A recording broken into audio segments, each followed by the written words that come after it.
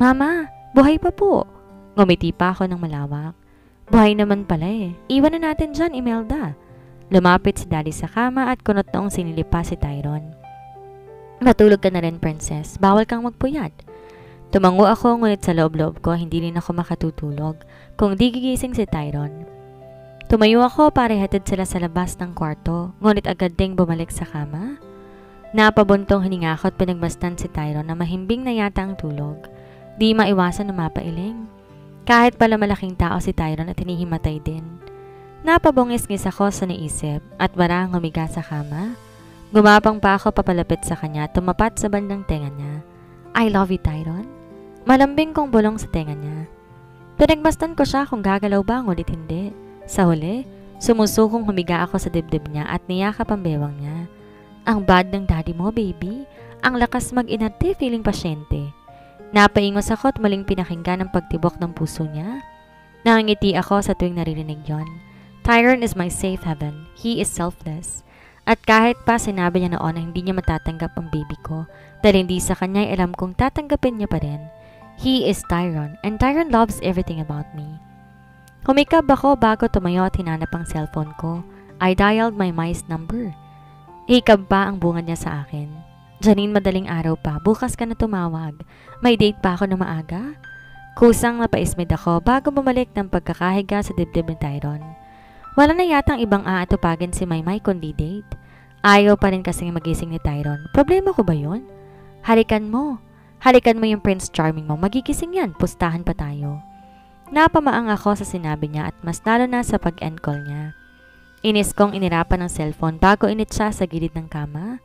Di naman nakatulong. Ngunit sa isip-isip ko, walang masama kung susubukan kong halikan si Tyron.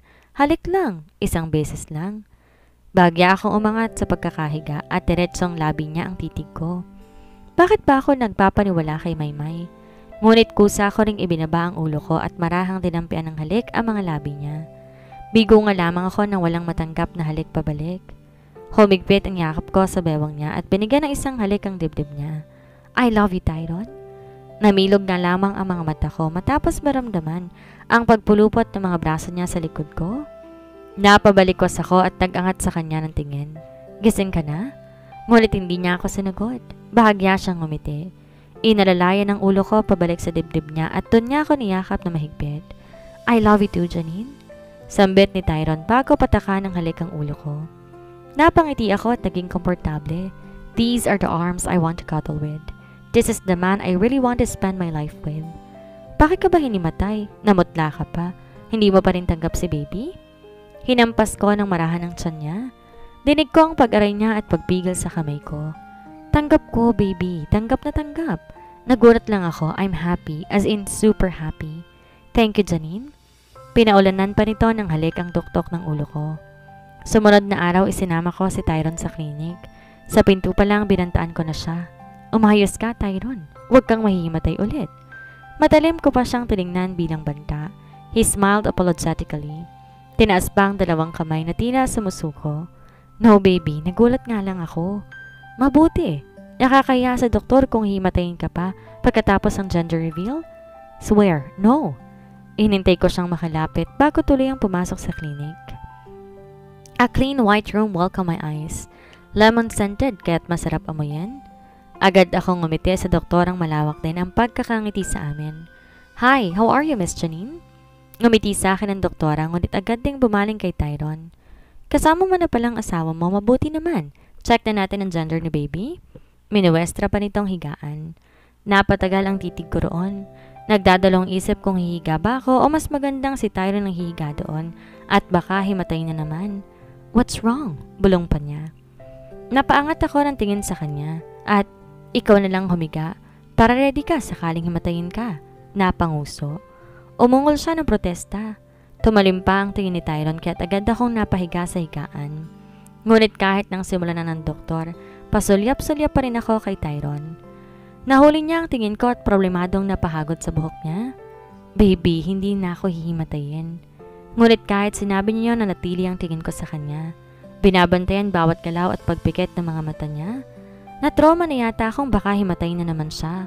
Look at the monitor, utos ni doktora. Doon lang nawala ang atensyon ko kay Tyron. Pareho pa kaming sa monitor na ang tingin. What we're seeing is just purely black and white. Kusa pa ako nangingiti sa nakikitang paggalaw ni baby. She's not yet in the position, pero iikot pa rin naman siya. Doc, she?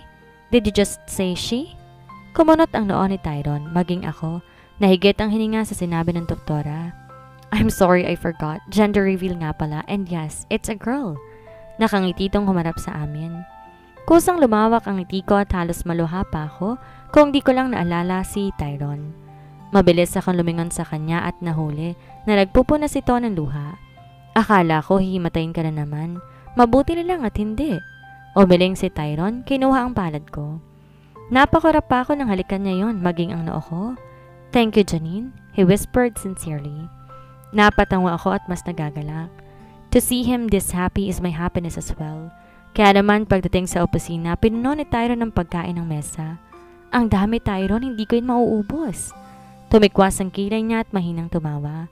Akala yata nagbibiro ako. Kahit mahilig akong kumain ngayon, hindi ko mauubos sa mga yon. Ubusin natin, baby. Napanguso ko at nilingon pa ang 3 box ng donut sa mesa. Pinapalobo mo ko, Tyron. Inignora niya ang sinabi ko at basta na lang pumulupot ang mga braso niya sa bewang ko. Pareho naming tanaw ang kalawakan ng kalsada sa iba't ibang building, maging ang mga sasakyan tila lamang laruan sa liit. Thank you, Janine. Thank you for giving me a family. Napangiti ako. Masigit pa akong masaya na ako ang bumuo sa pamilyang pinagkait sa kanya. I'm sorry kung na-scam kita, Tyron. Gusto ko lang talagang magka-baby kaya hindi ko tinanggap ang shot. I felt him nodded his head. Kasunod ang matunog niyang paghalik sa sentido ko. It's okay, baby. You don't have to say sorry. I'm even thankful. Thank you for giving me a princess, my queen. Napangiti ako, tinaplos pa ang braso niya. Mabuti na lang makulit ako. Walang sawang pabalik-balik sa kanya. Aalis man ako, sa kanya pa rin ang balik ko. What did your parents say when they found out you were pregnant? Kumibit balikat ako at sinilip siya mula sa likod. Mama said I'm lucky. Swerte ko raw at di ako nahirapang magbuntis. Siya raw kasi noon kailangan pang mag-alaga ng bata para lang mabuntis. Napangisi ako matapos marinig ang mahinang protesta niya. Maybe it is already the work of destiny that my mom adored him first and even sheltered him. Bakit parang di ka masaya na ilagaan ako ng mga magulang mo? Magulang mo rin, Tyron. Kahit di pa tayo kinasal, magulang mo pa rin sila. Lalo na ngayong kasal na tayo at may baby pa. Napangiti si Tyron at kinagat ng marahan ng tenga ko. I know it was just a rough moment, but I know I will always be their firstborn. Tinugtungan niya pa yun na mahinang pagtawa, kaya naman napasimangot ako. Alam ko naman na kahit na nagkalamat ang samahan nilang dalawa ni Daddy, ay mas favorite siya. At kahit ako nag-iisang anak, ay mas papanigan siya. Naging maingat nga lamang sila at hindi ako basta binigay sa kanya. Ang saya mo, Tyron. Pasalamat ka at pinanganak pa ako. Mabuti na lang kahit matanda ka na ngayon, may 20 years old misis ka pa. Swerte. Nagpigil akong tumawa na malakas matapos maramdaman ang paghigpit ng yakap niya. Akala niya yata nalimutan kong dumadagdag ng edad niya. At kahit nga dumoble pa, mananatili ako sa kanya. Age is just a number, baby. Mas lamang edad ng puso kong kasing edad ng sayo. Sa sinabi ni Tyron, pumasok sa isip ko ang pagpapangalan sa bata. Tyron, can I name my daughter? Our daughter, Janine. Ours. Napuno ng kakaibang init ang puso ko sa sinabi niya. Our baby, yes. Ako na magpapangalan, please. Natahimik siya at pinag-iisipan pa yata kung pagbibigyan ako. Kaagad tumaas ang kilay ko sa naisip. Bakit pa niya pag-iisipan? Oo at hindi lang naman ang sagot, Tyron. Huminga siya na malalim bago sumagot. Pinag-iisipan ko pa. You might name her weird, so no. Marahas akong humarap sa kanya at tinaliman siya ng tingin. Ako pa ngayon nagpapangalan ng weird? Anong weird? Maayos na pangalan ang ibibigay ko. Ngunit mas malakas yata ang paninindigan niya at di naman ako pinapakinggan. Since you are Janine, I will name her Gaia, the goddess of earth. Natamemi ako. Nabura yata ang lahat ng pangalan na isip ko sa sinabi niya. Gaia, my world. I have now both. Janine, my heaven. You're both part of my system, babies. Wait lang, Tyron. Nakikiliti ako. Di ko mapigilang tumawa na malakas sa ginagawa niya. He's been targeting the ticklish parts of my body. Ngayon, tagiliran ko naman ang puntire niya. Marahan niyang pinaglalandas to ng mga daliri at pilit hinahanap ang kahinaan ko. My gosh, Tyron, wag dyan, I'm gonna pee. Pilit kong hinuli ang mga kamay niya at nilayo. Ngunit mabilis na rin yung naibalik sa tagiliran ko. Ano ba, Tyron? Magbabanyo ako. Tinampi ko na ang mga daliri niya at sinamaan siya ng tingin. Ngunit di niya yon alintana at gumisi pa. I can see his playfulness. He's looking at me like I am his cutest prey. Kung di ko napipigilan ang sarili ko, baka masipa ko pa siya. Kanina pa ako naiihi, ngunit ayaw niyang tumigil. Dinig ko ang pagbuntong hininga niya. Samahan kita? Agad pa siyang tumayo at nilahad sa akin ang palad niya. Mabilis akong umiling, ngunit tumawak din sa kamay niya. Humigpit ang kapit ko ron at pilit itinago ang ngiti ko. Habang buhay akong hahawak sa palad niya. His hands will always be my favorite, even if they are calloused. Tanda yun ang kanyang kasipagan. He chose to work on the farm than to work on papers, at kahit ako mas gusto roon. Iihi lang ako. Di mo naman ako kailangan samahan sa banyo eh. Ngumuso ako at naglakad na patungo sa banyo.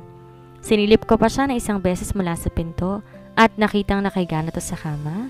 He must be tired. Hindi ko alam kung ilang beses ba dapat ako magpasalamat. I was unaware that my destiny is just right beside me.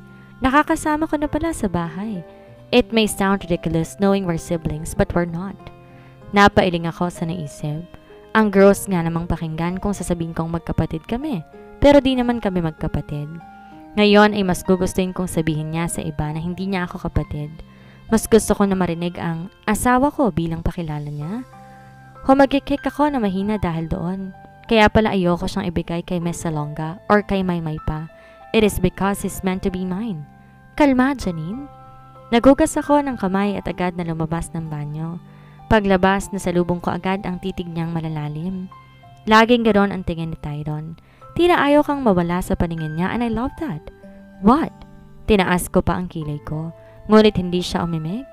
Hinintay niya akong makahiga at nang makitang komportable na ako, agad niyang hinaplos ang baby bump ko. We're lucky, baby. We're having a princess. Wala sa loob na bigkas ni Tyron. Napangiti ako. Wala naman akong pinangarap na gender. Kahit ano basta't siyang tatay, yun lang ginusto ko. Hindi anak sa iba, kundi anak sa kanya. Kahit ano pa, we're still lucky. Inagod ko ang buhok niya at pinagmasdan kung gaano kalinaw sa paningin ko ang mga freckles niya. I hope Gaya will inherit those freckles. Not all, baby. Frey dreamt of having a baby girl but ended up having Remo. Frey? Nangunot ang noo ko sa sinabi niyang pangalan. Ni minsan di ko pa narinig yon sa bibig niya at lalong hindi ko kilala. Who's Frey? Agad tumikwas ang kilay ko. Pansin ko ang pangunot ng noo niya at napatitig pa sa akin na matagal. Napakarap siya matapos masigurong maproseso ang tanong ko. Wife of West, I forgot. You have not yet met them. Anyway, Celeste's baby will also be a boy. And who is Celeste? Don't tell me asawa ulit ng kaibigan mo. Sa matalim kong boses, he bit his lip and nodded slowly. Yes, even Aviana and even Veron. Pakiramdam ko umakit ang inis sa ulo ko. Paano niya nagagawang sabihin ng pangalan ng ibang babae habang akong kasama niya? Tyron, doon ka sa kabilang kwarto. Tinuro ko ang pinto. Hindi ko yata maaatim na makatabi siya ngayon kung pangalan ng ibang babaeng binibigkas niya. He looked at me puzzled. I want here beside you. Ngunit nagpumiglas ako sa akma niyang pagyakap. Hindi, doon ka sa labas. Ako ang kasama mo pero ibang babaeng sinasabi mo? Nagsawa ka na ba kay Lalay?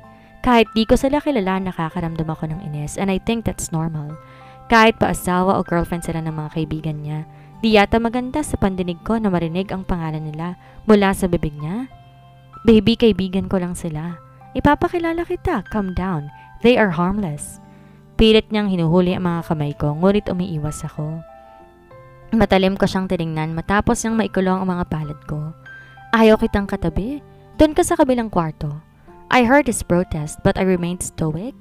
Akala ba niya ayos lang na basta na lang siyang nagbabanggit ng pangalan ng iba? What if we're making love and then he accidentally shouted other girl's name? Magdidilim yatang paningin ko kapag ganun. Baka may maputol ako. I'm sorry, fine. Hindi ko na sila babanggitin. I thought you'll be interested to get to know them but I was wrong. Okay, I will never say any of their names. Nakaramdam ako na mahinang kurot sa puso sa narinig. I felt guilty. Gusto ko rin naman ng kaibigan, pero di naman sana siya basta na lang nagbabanggit ng pangalan. Kahit na, sa labas ka matulog, ayaw kitang katabi. Bala ko pa sanang pumalag, ngunit hindi ko inaasahan ang pagsalikop ng mga palad niya sa palad ko. Even his eyes became dangerous. Kusang kumabog ang dibdib ko, hindi dahil kinakabahan ako, kundi dahil sa kasabikang nararamdaman. Sandali, Tyron, I'm not asking for this. But he never listened. Marahan siyang pumaibabaw, ngunit tantadyo ang bigat niya. But I'm asking for this, baby. I will moan your name. Mabilis siyang dumukwang at agad siniil ng halik ang mga labi ko. Di ko mahanap sa sarili kong pumalag. Hinayaan kong tangin ako ng nararamdaman at ibuhos ang buong pagmamahal ko sa kanya. Our lovemaking lasted until midnight, and I think that it's just what it really needs to seal my mouth and kill my growing insecurities and jealousy. We cuddled after that. Sa sobrang init ng yakap ni Tyron, hindi ko halos maramdaman ang lamig ng aircon. Kung di pa niya kinagat ang balikat ko at humaplos sa tiyan ko, hindi pa ako magigising. I'm still sleepy, I murmured. Ngunit desidido siyang magising ako. Naramdaman ko na lang ang matipuno niyang bisig sa likod ko at ang pag-angat ko sa ere. Tyron, kaya ko maglakad. Tinampi ko pa ang braso niya, ngunit hindi siya nakinig. Marahan niya lang hinulog ang kumot sa sahig at walang habas akong tinitigan. You look so lovely with your baby bump, baby. I want to see you every year with a baby bump. Ngumisi pa si Tyron. Namilog ang mga mata ko sa sinabi niya at marahan siyang kinurot. Anong every year? Ayokong malosyang. Hindi ako inahing baboy, Tyron. Kung gusto mo ikaw magbuntis. Dinig ko ang mahina niyang pagtawa bago ako nilapag sa bathtub. He even dared to look at me, like he didn't say ridiculous things. I am just kidding, baby. We need to take a bath ASAP. We'll be going back home to Tarlac. Tyron won't just do a simple bath. Sinulit namin ang oras at nagpreserba ng tubig, if you know what I mean. Kumain lang kami ng almusal pagkatapos, bumiyahe pa uwi ng Tarlac. Tanaw ko palang tindahan ni Aling Iskay na pupuno ng tuwa ang puso ko. To be back in his hometown is a pleasure. Maging nang matanaw ang kubo niya ay lumapad na ang ngiti ko. I don't know, but I do really want to stay here. Kahit yata hindi na bumalik sa opisina, ngunit alam ko rin, kailangan namin bumalik doon at tulungan si Daddy. It will be hectic but worth it. Gusto ko nang mahiga sa sofa, Tyron. Ngumuso ko, tinintay siyang makuha ang maleta ko sa compartment. Yun nga lang napangisi siya at iba yatang naisip niya. Relax on the sofa and watch Netflix? He even waved his brows, which made me smirk. Watch and chill. Sure. Pero pumasyal tayo mamayang hapon. I want to harvest some mushrooms and cook it. Nagkasundo kami sa gagawin. Nagpahinga muna at natulog. The ride was tiring, ngunit pinawin ng matataas na puno at malamig na simoy ng hangin ng pagod. Idagdag pang masarap matulog sa bisig ni Tyron. I heard him talking over the phone, ngunit ang isang kamay, yakap na mahigpit ang bewang ko at takot na mahulog ako sa sofa. I'm having a baby girl, West. Congrats to me, bro. Napangiti ako sa narinig na tuwa niya. Mas nagsamiksik ako sa dibdib niya, ngunit di yata siya nakontento at binuhat ako. Pinuwesto sa ibabaw niya. Mas umigpit ang yakap niya, tinalikan pa ang ulo ko. Ikaw na lang magbalita kina Kalisto. I'll be very busy. Nasa Tarlac na ako. Dinig ko ang pagpapaalam ni Tyron sa kausap at nasilip ko pa ang paglapag niya na sariling cellphone sa lamesa. So, are we gonna sleep again? Or we're going to visit the farm? Sensual ni Tyron na bulong, natanong sa tenga ko kahit naglakbay ang init sa buong katawan ko. At dito na po nagtatapos ang kabanata ng ating kwento. Sana'y muli niyo po akong samahan sa mga susunod pang kabanata. Maraming salamat po. Ingat po tayong lahat.